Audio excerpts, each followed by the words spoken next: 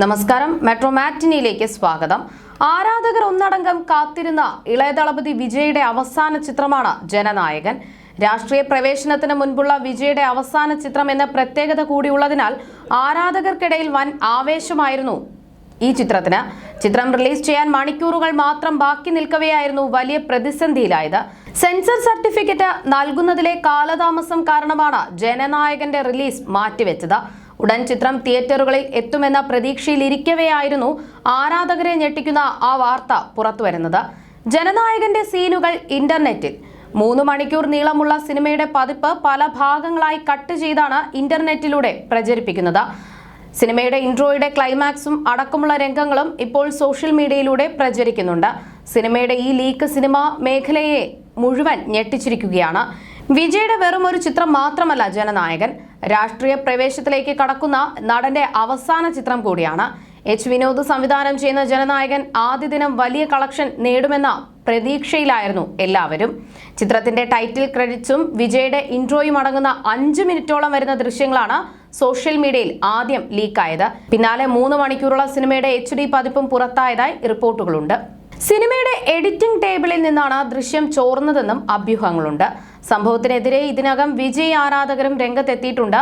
സിനിമയുടെ ഭാഗങ്ങൾ എത്രയും പെട്ടെന്ന് നീക്കം ചെയ്യാനും ഇവ ചോർത്തിയവർക്കെതിരെ നടപടിയെടുക്കാനും ചിത്രത്തിന്റെ നിർമ്മാതാക്കളായ KVN പ്രൊഡക്ഷൻസിനോട് ആരാധകർ ആവശ്യപ്പെട്ടു കഴിഞ്ഞു.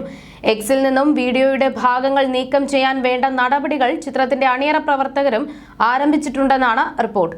ദൃശ്യങ്ങൾ ചോർന്നതിന് പിന്നിൽ ഗൂഢാലോചനയുണ്ടെന്നാണ് ഒരു വിഭാഗം ആരാധകർ പറയുന്നത്. ആരും ഇന്റർനെറ്റിൽ പ്രചരിക്കുന്ന ഭാഗങ്ങൾ പങ്കിടരുതെന്നും അങ്ങനെ ചെയ്താൽ കർശനമായ നടപടി ഉണ്ടാകുമെന്നും ആരാധകർ ഓർമ്മിപ്പിക്കുന്നു. സിനിമ ലീക്കായതിന് പിന്നാലെ ഒരു വിഭാഗം വിമർശനവുമായി എത്തി. എച്ച് വിനോദ് സംവിധാനം ചെയ്യുന്ന ചിത്രം നന്ദമൂരി ബാലകൃഷ്ണ നായകനായ ഭഗവന്ത് കേസരിയുടെ ഔദ്യോഗിക റീമേക്കാണ്. എന്നാൽ ഭഗവന്ത് കേസരിയുടെ ഓരോ ഫ്രെയിമും അതുപോലെ തന്നെ പകർത്തി വെച്ചിരിക്കുകയാണ് സംവിധായകൻ. സിനിമയുടെ ഇൻട്രോ സീനിൽ അഭിനേതാക്കൾ മാറിയെന്നതല്ലാതെ ഫ്രെയിമുകളെല്ലാം ഒരേപോലെയാണെന്നാണ് വിമർശനം. വിജയുടെ അവസാന ചിത്രമെന്ന നിലയിൽ കുറച്ചെങ്കിലും മാറ്റം വരുത്താമായിരുന്നു എന്നാണ് ആരാധകരുടെ അടക്കം അഭിപ്രായം.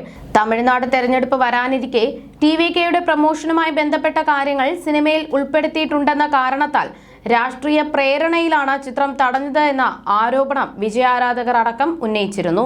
അതിനെ ശരിവെക്കുന്ന തരത്തിലാണ് ചിത്രത്തിന്റെ ലീക്കായ ക്ലിപ്പുകളിൽ നിന്ന് ലഭിക്കുന്ന വിശദാംശങ്ങൾ.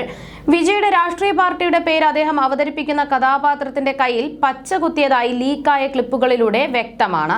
വിജയ് നായകനായ മെർസൽ, തെരി തുടങ്ങിയ നിരവധി സിനിമകളും റിലീസിംഗ് തടയൽ നേരിട്ടിട്ടുണ്ട്.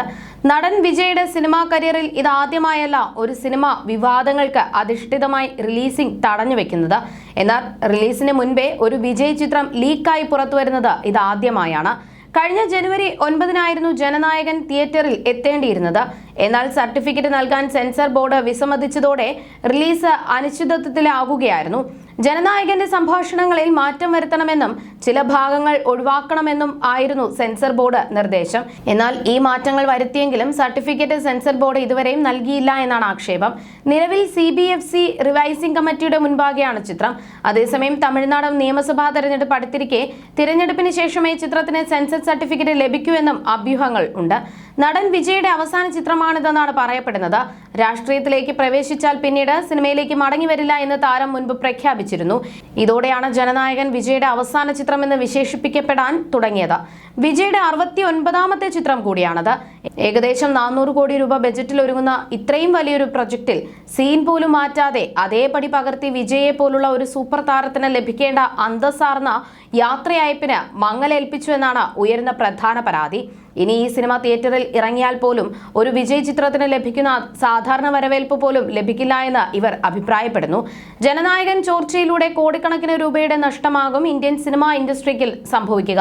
നിർമ്മാതാക്കൾക്ക് പുറമെ സിനിമ വിതരണത്തിനെടുത്തവർക്കും ഇതുമൂലം കനത്ത ആഘാതം സംഭവിക്കും. കേരളത്തിൽ ഉൾപ്പെടെ കോടികൾ മുടക്കിയാണ് സിനിമയുടെ വിതരണ അവകാശം സ്വന്തമാക്കിയിരിക്കുന്നത്. നേരത്തെ OTT ഡീലിൽ നിന്നും ആമസോൺ കമ്പനി പിന്മാറിയതായി വാർത്തകൾ വന്നിരുന്നു. അനിശ്ചിതത്വം തുടർന്നാൽ വിതരണക്കാർക്കടക്കം കോടികൾ മടക്കി കൊടുക്കേണ്ട ഉത്തരവാദിത്തം നിർമ്മാണ കമ്പനിക്കാകും. രാഷ്ട്രീയ ലക്ഷ്യത്തിനായി വിജയും നിർമ്മാതാക്കളും ചേർന്ന ചിത്രം മനഃപൂർവ്വം ലീക്കാക്കിയതാണെന്നാണ് ഒരു വിഭാഗം ആരോപിക്കുന്നത്. വിജയുടെ വ്യക്തിപരമായി തകർക്കാൻ എതിർ പാർട്ടിക്കാർ ചോർത്തിയതാണെന്ന് നടന്റെ ആളുകളും ആരോപിക്കുന്നു.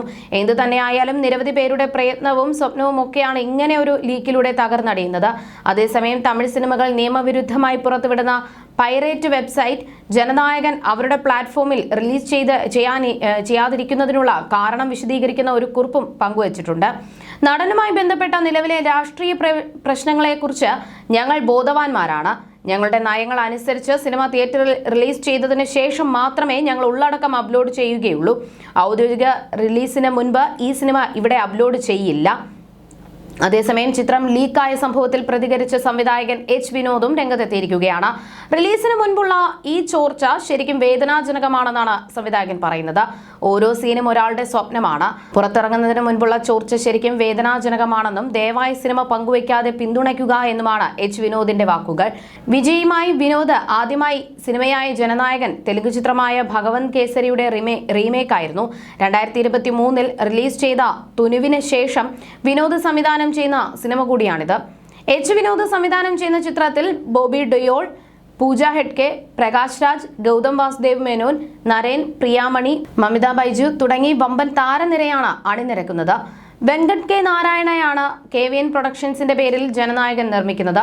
ജഗദീഷ് പളനിസ്വാമിയും ലോഹിത് NKയുമാണ് സഹനിർമ്മാണം. അനിരുദ്ധാണ് സംഗീത സംവിധാനം. 500 കോടിയായിരുന്നു ചിത്രത്തിന്റെ budget. You're watching me on metromatney.com. metromatney.com. Subscribe for more videos. Subscribe for more videos. Subscribe here for more videos. Subscribe now.